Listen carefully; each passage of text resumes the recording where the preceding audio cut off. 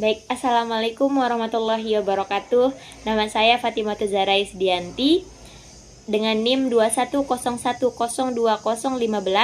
kelas 5A PBA akan mempresentasikan PPT yang berjudul Asesmen dalam Kurikulum Merdeka.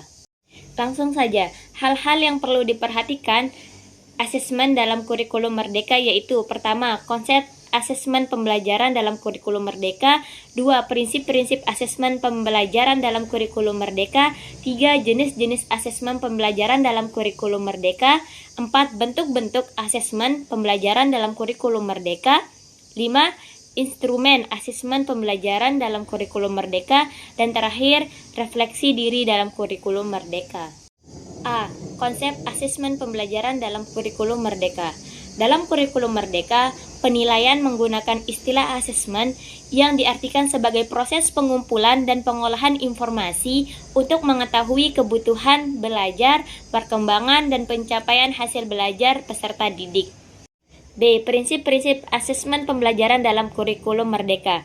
Untuk mengetahui proses asesmen berjalan dengan baik sehingga dapat berfungsi untuk perbaikan proses pembelajaran, ada beberapa prinsip asesmen yang harus diperhatikan. Pertama, asesmen merupakan bagian terpadu dari proses pembelajaran. 2. Asesmen dirancang dan dilakukan sesuai dengan fungsi asesmen tersebut. 3. Asesmen dirancang secara adil, proporsional, valid, dan dapat dipercaya. 4. Laporan kemajuan belajar dan pencapaian peserta didik bersifat sederhana dan informatif. 5. Hasil asesmen digunakan oleh peserta didik, pendidik, tenaga kependidikan, dan orang tua sebagai bahan refleksi untuk meningkatkan mutu pembelajaran. C. Jenis-jenis asesmen pembelajaran dalam kurikulum merdeka.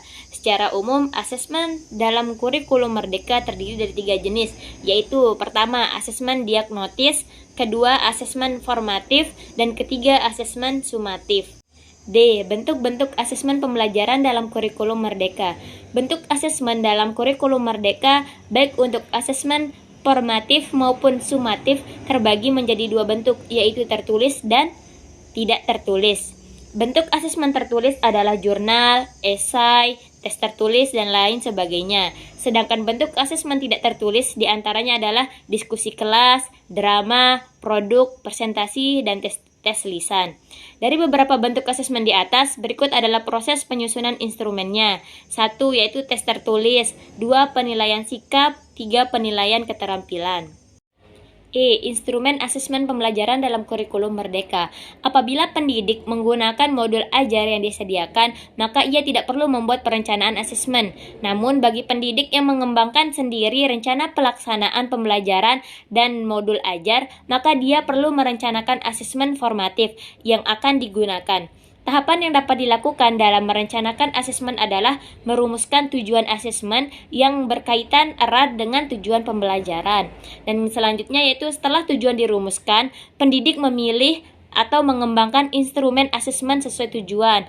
Beberapa hal yang perlu diperhatikan dalam memilih atau mengembangkan instrumen antara lain yaitu karakteristik peserta didik, kesesuaian asesmen dengan rencana atau tujuan pembelajaran dan tujuan asesmen, kemudahan penggunaan instrumen untuk memberikan umpan balik peserta didik dan pendidik. F. Refleksi diri dalam kurikulum merdeka.